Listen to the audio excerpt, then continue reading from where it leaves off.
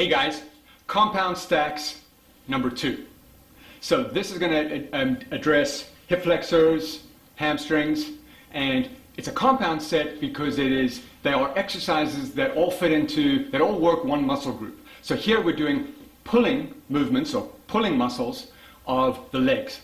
So let's take a look at the first one, which is the RDL, Romanian deadlift, otherwise known as the hip hinge. So this is waist flexion and extension. We want hip flexion and extension. Okay, so feet are about hip width apart, straight, and you want a slight bend in the knee, and the hip goes back and you bend over. Now don't be rounded, you want to have a slight arch, you want to have a neutral spine. Okay, and where the spine is, the neck should line up. So you don't want to actually look up, you want to be lined up, like that. And you can take a weight and do it. So it would look like this. Okay, so you want to develop power, fast on the up, control the down. Fast on the up, get the stretch, come out the stretch fast. That's how you develop power. You don't have to do it that way. You can also just do it at a moderate pace. Now you can do a single leg RDL or hip hinge. And the way that's going to work is you get into your kickstand position, toes and heels aligned. You don't want to tightrope, you want to be just slightly stepped out. So you don't want to be too close. Okay? The back leg is just for balance. So you want to have all the weight focused on that front leg. So in this case, it's the right leg, slight bend. I've got my back in neutral position. I come down. I'm focusing on that front leg, on that right leg. I'm getting the stretch and coming up. Getting the stretch and coming up. Okay? The advantage of that is if you have limited weights, okay, and you're doing a 2-leg and you're just not feeling it anymore because you're getting strong, you switch on to 1 leg and then you might feel it. Now, the other exercise that I want to show you is the hamstring bridge. So the RDL works that upper part of the hamstring right here, and also works the lower back. Now the hamstring bridge comes in many different variations. Basic variation is lying on your back, slight bend. Okay, this is the glute bridge. This works the glute. We don't want that. We want the hammies right here. Okay? You want your toes up. You don't want to be pointed. You want to create some tension in the anterior tibialis. You want to create some tension, power in those legs. And you're lifting up, squeezing the glutes, squeezing, feeling that tension in the hamstring. Okay, I like to have my head up so I work my neck and my abs, but you can have it down. This is the double leg variation, and you can go single leg. Up, come down. You can stay on that side if you want to, or you can alternate. Okay, even harder, slightly harder is coming up into the forearms, coming up and down. Once again, you can go single leg. Okay, and you can even go onto the hands. So it looks like this, coming up. I like to alternate.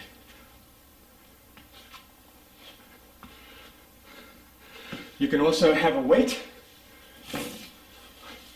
Do it like this. And you can put a weight here. Just be careful of where this rolls. Okay, you can lift up that way. Now the other thing that I want to show you as it relates to the calf muscles. So I'm just going to move this over here, and you might need something to stabilize, perhaps. Now this is the calf curl. It takes a little while to actually get this. So you want to put it on there, okay? And you want to you might not be able to get as big a movement as you'd like, but you can get some movement, and that will work those front muscles here. Anterior tibialis, there's a couple more there. Coming up and down. You'd be surprised how much weight you can actually get good at on these. I'll switch to the other leg. See, right there. And you're curling up and down. Now that just rolls a little bit. Yeah, there we go. So you come down and up, down and up, down and up, down and up.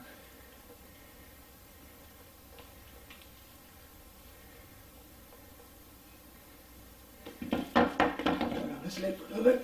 Yeah, the further on the edge of your toes, further out is going to be harder. And you've got to find that sweet spot. Now, the other exercise that you can do, you might, depending on the size of kettlebell that you have, you might need to take your shoe off, which is no problem.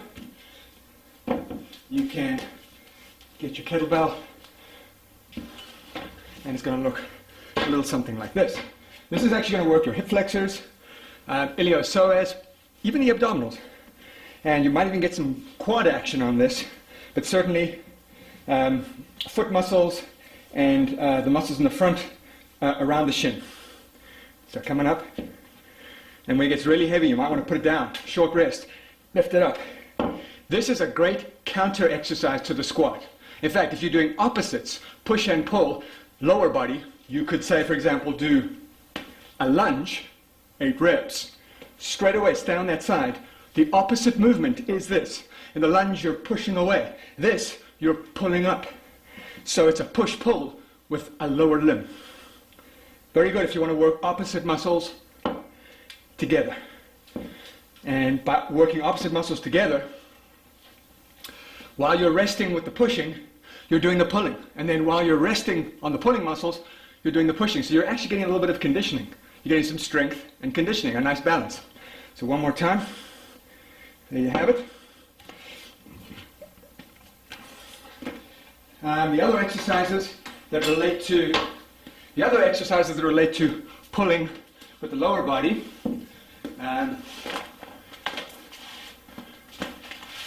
is the leg raise. Let me get a weight right here. Now you might want to do the leg raise just with no weight, and it helps that if you've got a watch, sometimes it can be uncomfortable, so you might want to take that off. And depending on your back issues, you don't necessarily want to go down. I would bend the knee, start at the top, come down to where you can. You might not go too far, that's okay. If you can get down, fast on the up develops power. Control the down. Fast on the up develops power. Boom. And if you're eventually, when you're really good, okay, and this is very advanced. Okay, you want to have this underneath the buttocks, the hands, because that protects the iliopsoas. And you don't really want to come too far down. Now, when you're really strong and you're really conditioned, then you can do this kind of a thing with a hip lift. But that comes much later. The other thing you can do is you can weight the leg raise. You actually don't need much weight for this. What you'd actually do is you'd bring the feet in close to you, take the 15, or in this case you might only need 10 pounds or whatever, trap the bell, okay? And then what you want to do is you want to lie back, put the hands underneath the hips, and then you do your leg raise like this. Okay, make sure you'll notice when I'm doing that, I'm not lifting up here, because you don't want that thing to come down on you. You want to make sure that if at any stage it falls on the ground. Okay, so that gives you a range of about here. And that's it. Okay, if you do it with this side of the bottom, make sure you do the other side. This is a 15. Really, I give people 5 pounds and they find it very difficult. So I would get real strong first. You could even do single leg raises to start out. Okay? Then eventually you go double legs. Much later you can do the weight. So, and as far as combinations, what you want to do is, I'm going to put this shoe on like that. As far as combinations are concerned, you can start building them into compound sets. So if you really want to hit the hamstrings, for example, you can take some weights, and then you'll do your hip hinge, RDL, this one, for 8 reps. And maybe you want to go on the ground, and then you want to do your hamstring bridge. And maybe you just want to grab a support, and you want to do dorsiflexion. Dorsiflexion is up. Plantar flexion is down. That's the calf muscles. We covered that in one of the other videos. So you just want to do this, working the anterior tibialis. There's 3 exercises that are related. Pulling with the lower limb. So, generally speaking, your big exercises come first. Your RDL typically would come before the hamstring bridge. Your squat, for example, would come before the glute bridge. You do the tough exercises first, very often the ones that are standing. While you're fresh, you'll do the standing exercises, and then as you get more tired, you can go into the ground. That's safer. Why? Because as you get more tired, there's more chance that you're falling over. But if you're already on the ground, you can't fall over. So that's why very often we go from a standing to a mat. Now, once you get more advanced, after 6 months, maybe after a year, then you can start to mix it up. But for now, let's be safe. Okay, guys, happy training.